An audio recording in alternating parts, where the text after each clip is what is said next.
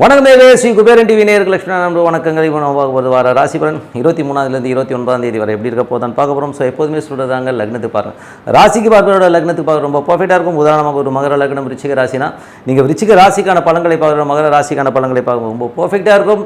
முதல்ல வரது புது பலங்கள், அதுக்கப்புறம் தசாபுக்தி பலங்கள். ஸோ உங்களுக்கு என்ன தசாபுக்தி அந்தரங்கள் வருதோ அதை மிங்கிள் பண்ணி பாருங்கள், ரொம்ப பர்ஃபெக்டாக இருக்கும். அதுக்கப்புறம் பரிகாரங்கள், உங்களுக்கு என்ன தசாபுக்தி அந்தரங்கள் இருக்கோ ஸோ அதுக்கான பரிகாரங்களை சொல்லியிருக்கோம் கோச்சார ரீதியாக. அதை வந்து நீங்கள் பண்ணி பாருங்கள், ரொம்ப சூப்பராக இருக்கும். வீடியோ நல்ல டிப் ஆஃப் த வீக்கில் வீண் விரயம் எதுக்கு, ஸோ வீட்டில் பணம் சேர என்ன செய்ய வேண்டும், ஸோ அதை பற்றி சொல்லியிருக்கோம், மறக்காமல் பாருங்கள். ரிஷபராசி. ஸோ ரிஷபராசி வந்து பார்த்தீங்கன்னா உங்களுக்கு ராசியாதிபதி. ஸோ உங்களுக்கு ராசியாதிபதி சுக்கிரன் வந்து பார்த்திங்கன்னா உங்களுக்கு 12 இருக்கும்போது வேலை விஷயங்கள் நிறைய பிரயாணம் பண்ணுற மாதிரி விஷயங்களை ஏற்படுத்துங்க. ஸோ வேலை கடன் கேட்டுறது, கடன் கொஞ்சம் அலைச்சல் இருக்கிறதுக்கான இப்போ நிறைய இருக்குது. சில பேர் உடல் ரீதியான விஷயங்களை கொஞ்சம் ஹாஸ்பிட்டலுக்கு போயிட்டு வர மாதிரி ஃபீலை கண்டிப்பாக ஏற்படுத்தும். ஸோ உடம்பு கொஞ்சம் நல்லா பார்த்துக்கணும். ஸோ இதெல்லாமே வந்து உண்மையாக பார்த்துக்கணும். அதுக்கப்புறம் பார்க்கும்போது உங்களுக்கு 2 மற்றும் 5ஆம் அதிபதி அனுபவம் வந்து 2லேயே இருக்கும்போது குழந்தையோட வளர்ச்சி ரொம்ப சிறப்பாக இருக்கும். குழந்தைகள் அடுத்த லெவல் போகிறது நல்ல ஒரு வளர்ச்சி கிடைக்கிறதுக்கான ரொம்ப சூப்பராக இருக்குங்க. தொழில் நிமித்தமாக நிறைய பிரயாணம் பண்ணுறமான விஷயங்களை நிறைய ஏற்படுத்தும். ஸோ எல்லாமே சூப்பருங்க. அதுக்கப்புறம் வந்து உங்களுக்கு 3ஆம் அதிபதி சந்திரன் வந்து சிறப்பான பலன்கள், நிறைய முயற்சிகள் வெற்றி. ஏதாச்சும் வீடு டிஸ்போஸ் பண்ணுன்றதுனா அதெல்லாம் டிஸ்போஸ் ஆகிறதுக்கான இப்போ ரொம்ப நல்லாயிருக்கு. அதுக்கப்புறம் 4ஆம் அதிபதி. ஸோ 4ஆம் அதிபதியான சூரியன். ஸோ 4ஆம் அதிபதி சூரியன் வந்து உங்களுக்கு ராசியிலே இருக்கும்போது தாயார் சம்மந்தமான விஷயங்கள் ரொம்ப சிறப்பாக இருக்கும். ஸோ அதில் வந்து பார்த்திங்கன்னா கொஞ்சம் சில நேரங்கள் வந்து அம்மா வந்து நிறைய கேள்விகள் கேட்குறது, கொஞ்சம் எமோஷனாக இருக்கிற மாதிரி ஃபீலிங் நிறைய ஏற்படுத்தும்.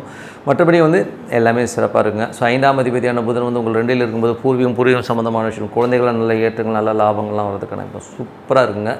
அதுக்கப்புறம் 6ஆம் அதிபதியான சுக்கிரன் வந்து பார்த்திங்கன்னா உங்களுக்கு 12 இருக்கும்போது வேலை விஷயங்கள் கொஞ்சம் அலைச்சல் தான், சிறப்பான பலன்களை கண்டிப்பாக கொடுத்துருங்க. அதுக்கப்புறம் பார்க்கும்போது உங்களுக்கு 7ஆம் அதிபதியான செவ்வாய். 7ஆம் அதிபதி செவ்வாய் வந்து 4ல் இருக்கும்போது கணவன் மனைவி உறவு சூப்பராக இருங்க. ஸோ கணவன் மனைவி உறவு 2 பேர் சேர்ந்து ஏதாச்சும் வெளியூர் பிரயாணம் பண்ணலாம் அப்படிங்கிற எண்ணங்களையும் ஒரு பிளான் பண்ணுற மாதிரி விஷயங்கள்லாம் ரொம்ப சூப்பராக இருக்கும். ஸோ அதெல்லாமே சிறப்பு தான். அதுக்கப்புறம் 8ஆம் அதிபதியான குரு உங்களுக்கு வந்து 2ல் இருக்கும்போது பார்த்து பேசணும், கொஞ்சம் ஏடாவிடமாக எமோஷனாக பேசிடுவோம். தொழில் ரீதியான விஷயங்கள் வந்து பேசும்போது கமிட்மெண்ட் கொடுக்கும்போதெல்லாம் ரொம்ப ஜாகிரதை, மாமியார்கிட்ட பேசும்போதும் கொஞ்சம் ஜாகிரதையாக இருக்குது, ரொம்ப ரொம்ப நல்லது. அதுவும் 11ஆம் அதிபதி.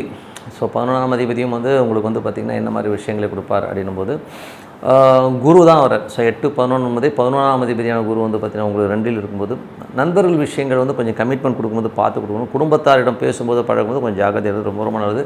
பெரிய வருமானம் வர மாதிரியான ஃபீலை கண்டிப்பாக கொடுக்கும். பட் இருந்தாலும் கொஞ்சம் வந்து அலர்ட்டாக இருக்கணும், ஏதாவது இடம் கூட மாட்டிக்கிறதுக்கான வாய்ப்பு நிறைய இருக்குது. ஸோ 9ஆம் அதிபதி வந்து உங்களுக்கு 11ல் இருக்கும்போது தொழில் ரீதியான விஷயம், நிறைய பிரயாணம் மூலியமாக நல்ல லாபங்கள், அப்பானால் நல்ல லாபங்கள், வெளிநாடு சார்ந்த விஷயங்கள் பெரிய லாபங்களை அள்ளி தரதுக்கான ரொம்ப சிறப்பாக இருக்குங்க. ஸோ மற்றபடி என்ன எல்லாமே நல்லா தான் இருக்குங்க. ஸோ இது வந்து வரை பார்த்து வந்து பொது பலன்கள். இப்போ பார்க்க போது தசாபுக்தி பலன்கள் எப்படி இருக்குன்னு பார்ப்போம். தசாபுக்தி பலன்கள் வந்து பார்த்திங்கன்னா ரிஷப லக்னமாக இருந்து சூரியன் தசாபுக்தி வந்து சூரியன் வந்து பார்த்திங்கன்னா உங்களுக்கு வந்து ராசியிலே இருக்கார். ஸோ 4ஆம் அதிபதி ராசியில் இருக்கும்போது அம்மா கிட்ட வந்து நீங்கள் நிறைய சண்டை போட்டிருந்தீங்கன்னா, பிரிஞ்சு பேசாமல் இருந்தீங்கன்னா இப்போ பேசுகிறதுக்கான வாய்ப்பு ரொம்ப நல்லா இருக்குது. ஸோ அதெல்லாம் ரொம்ப சிறப்பான விஷயம். மற்றபடி நிலபுலங்களில் வந்து இருக்கிற கேசஸ்லாம் கிளியர் ஆகி ஒரு சொத்துக்கள் உங்கள் கைக்கு கிடைக்கிறதுக்கான வாய்ப்பும் ரொம்ப சிறப்பாக இருக்குது. அதுக்கப்புறம் பார்க்கும்போது ரிஷப லக்னமாக இருந்து சந்திரன் தசாபதினா சந்திரன் வந்து பார்த்திங்கன்னா உங்களுக்கு வந்து சிறப்பான பலன்கள், நல்ல ஏற்றங்கள், வீடு விற்பனை சம்மந்தமான விஷயங்கள், வண்டி ஒரு பழைய வண்டியை கொடுத்து புது வண்டி வாங்குறது மாதிரி விஷயங்கள் ரொம்ப சிறப்பாக இருக்கும்.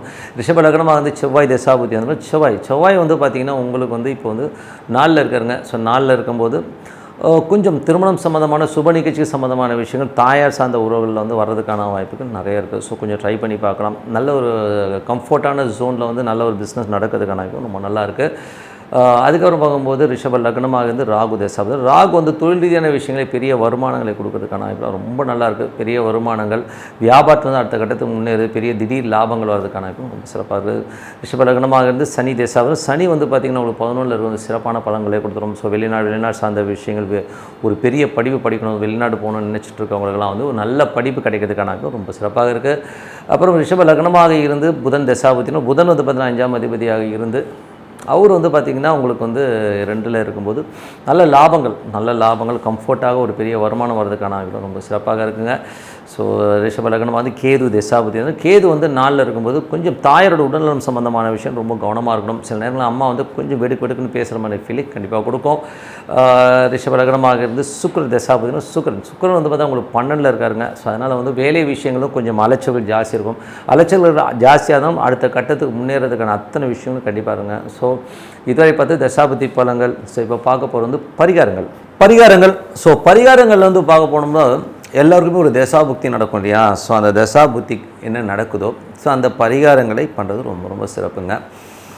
உதாரணமாக இப்போ வந்து பார்த்திங்கன்னா இப்போது சூரிய தசா புத்தி அந்தரங்க எல்லா ராசிக்காரருக்குமே ஓகேங்களா, யாருக்கு வந்து சூரியன் தசா புத்தி அந்தரங்க நடக்குதோ ஸோ அவங்க வந்து என்ன பண்ணலான்னா ஞாயிற்றுக்கிழமைகளில் வந்து மொச்சை பயிர் வந்து தானம் பண்ணுறது ரொம்ப ரொம்ப சிறப்புங்க. ஸோ இது வந்து கோச்சார அடிப்படையில் தான் சொல்லியிருக்கோம். அது ரொம்ப நல்லாயிருக்கும். ஸோ உங்களுக்கு ஒரு ஸ்ட்ரகிளாக இருக்க ஒரு மாதிரி இருக்குன்னா அப்போ அந்த மொச்சை பயிரை வந்து தானம் பண்ணும்போது ஒரு சிறப்பான பலன்களை கொடுக்கும். அதுக்கப்புறம் வந்து யாருக்கெல்லாம் சந்திரன் தசாபுத்தி அந்தரங்க நடக்குதோ அவங்க வந்து அன்னதானம் பண்ணுறது ரொம்ப நல்லதுங்க. ஏன்னா வந்து சந்திரன் வந்து கொஞ்சம் ஓடிக்கிட்டே இருக்கிற ஒரு பிளானட் போது நம்ம பர்ஃபெக்டாக சொல்ல முடியாது. அதனால் அன்னதானங்கள் நீங்கள் பண்ணலாம். எந்த கிழமைகளில் பண்ணாலும் திங்கக்கிழமைகளில் வந்து நீங்கள் வந்து அன்னதானம் பண்ணுறது ரொம்ப சிறப்பு. இல்லைனா யாராவது கஷ்டப்படுறவங்களுக்கு வந்து ஒரு 5 கிலோ அரிசி நீங்கள் தானம் பண்ணுங்க, அது சிறப்பான பலன்களை கொடுக்குங்க.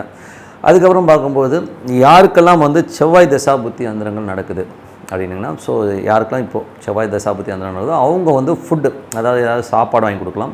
இல்லைனா கஷ்டப்படுறவங்களுக்கு வந்து ஒரு 5 கிலோ அரிசி இந்த மாதிரி வாங்கி கொடுங்க. ஸோ இது வந்து எப்போ பண்ணும்போது செவ்வாய்க்கிழமைகளில் இந்த தானம் பண்ணும்போது ரொம்ப சிறப்பான பலன்களை கண்டிப்பாக கொடுக்குங்க. ஸோ இது வந்து கண்டிப்பாக பண்ணுங்கள். இது பண்ணும்போது ரொம்ப சிறப்பாக இருக்கும். அதுக்கப்புறம் வந்து புதன் தசாபுத்தி அந்தரங்கள். ஸோ யாருக்கெல்லாம் வந்து புதன் தசாபுத்தி அந்தரங்கள் நடக்குதோ ஸோ அவங்க வந்து எள்ளு தானம். ஸோ எள்ளு தானங்கிறது யாரும் பண்ண மாட்டாங்க. எள்ளுனாலும் பயப்படுவாங்கன்னு வச்சுக்கோமே.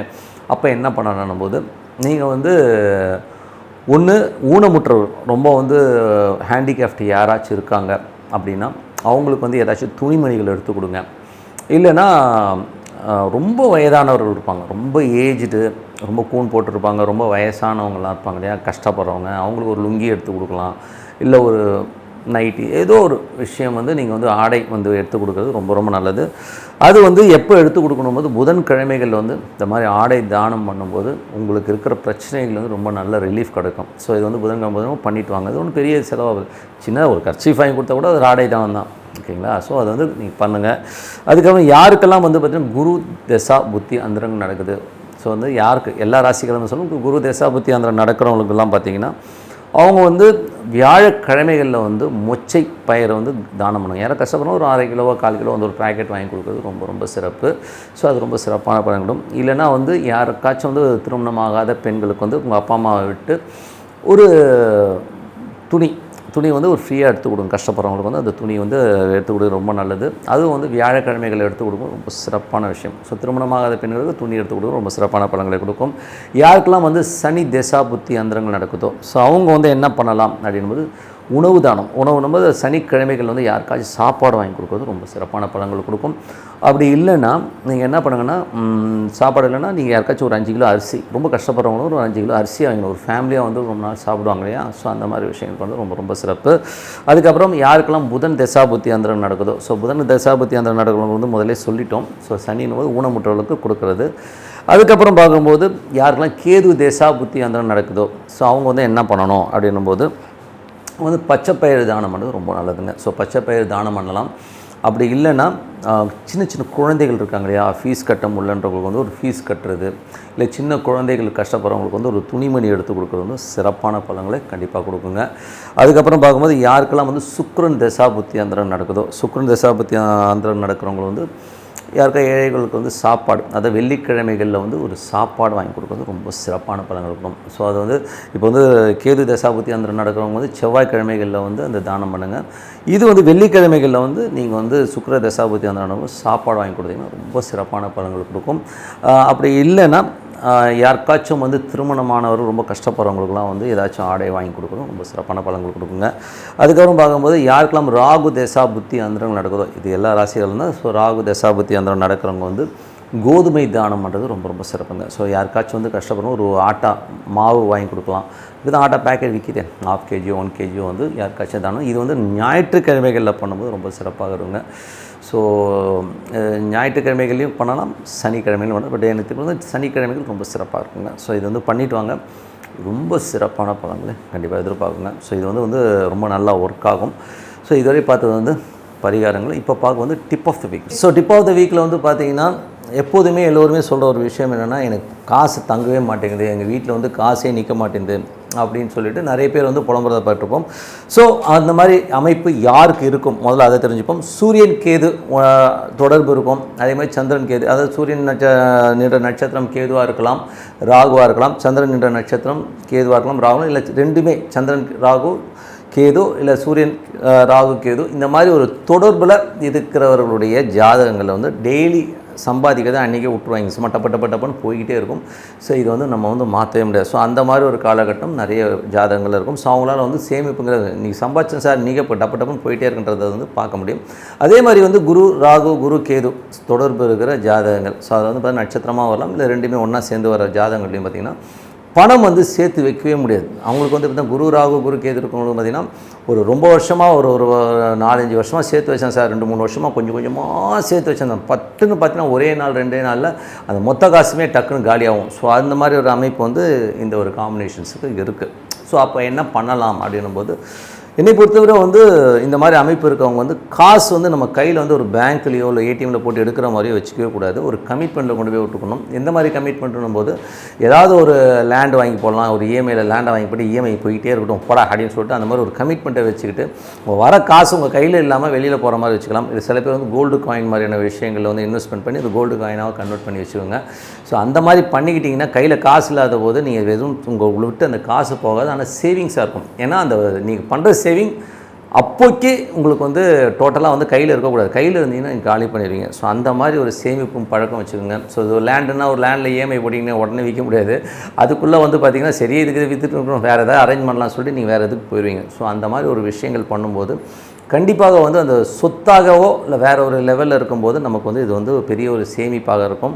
கையில் வச்சிங்கன்னா கண்டிப்பாக காலியாகும். ஸோ உதாரணம் என் நண்பர் ஒருத்தர் இருக்கார். ஸோ அவருக்கு வந்து பார்த்திங்கன்னா கிட்டத்தட்ட 15 வருஷமாக அவர் இப்படி தான் இருக்கார். 15 வருஷமாக பார்த்திங்கன்னா ஒரு பேங்க் பேலன்ஸ் நிறைய சம்பாதிப்பார், ஆனால் எதுவுமே அவர் கையில் இருக்காது. அவர் என்ன சொல்ல, நம்ம எனக்கு தெரியுங்க இது வந்து கையில் வச்சுருந்தேன்னா ஒன்று ஒரு மெடிக்கல் செலவு வந்துடுது, இல்லைன்னா வீட்டுக்கே ஏதாவது செலவு, இல்லைன்னா நானே ஒரு ஆடம்பர பொருளை வந்து வாங்கிடுறேன். ஸோ அதனால் சுத்தமாக காசே நிற்க மாட்டேன். அது பேசாமல் கமிட்மெண்ட் வச்சுப்பார். ஒரு இஎம்ஐயில் வந்து லேண்டை வாங்குறது, ஒரு வண்டி வாங்கினா கூட ஒரு இஎம்ஐயில் போட்டு அது போய்ட்டு கடன் போயிட்டே இருக்கணும் சார்னு வருவார். ஏன்னா அது ஒரு சொத்து, ஒரு அசட்டாக மாறிடுது, அவருக்கு வந்து ஒரு யூஸ்ஃபுல்லாகவும் இருக்குது. ஸோ அந்த மாதிரி இருக்கும்போது வந்து டோட்டலாக வந்து அவர் வந்து சேஃபராக வர்றார். ஸோ இதுதான் வந்து மெயினான விஷயம். ஸோ இந்த மாதிரி வந்து சேவிங்ஸ் பண்ணுங்கள். அதே மாதிரி வந்து பரிகாரம்னு சொல்லும்போது இந்த குரு கேது குரு ராகு இருக்கிறவங்க வந்து சித்தர் சமாதிகளுக்கு வந்து பௌர்ணமி அன்னைக்கு வந்து வழிபாடு பண்ணும்போது இந்த கடன் பிரச்சனைகளோ இந்த பொருளாதாரம் சம்மந்தம் சேர்த்து வைக்கலைங்கிற சூழ்நிலையில மாறி உங்களுக்கு வந்து வேறு விதத்தில் வந்து ஒரு பெரிய அசட்டாக மாறதுக்கான ரொம்ப சூப்பராக இருங்க. ஸோ அதனால் இது அப்ளை பண்ணி பாருங்கள், ரொம்ப சூப்பராக இருக்கும்.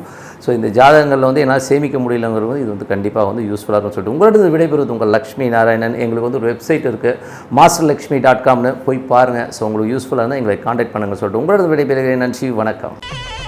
ஸ்ரீ குபேரன் டிவியை பார்த்தமைக்கு நன்றிகள். மேலும் இது போன்ற தகவல்களை தெரிந்து கொள்ள ஸ்ரீ குபேரன் டிவியை சப்ஸ்கிரைப் செய்யுங்கள். மறக்காமல் பெல் ஐக்கானை கிளிக் செய்யுங்கள்.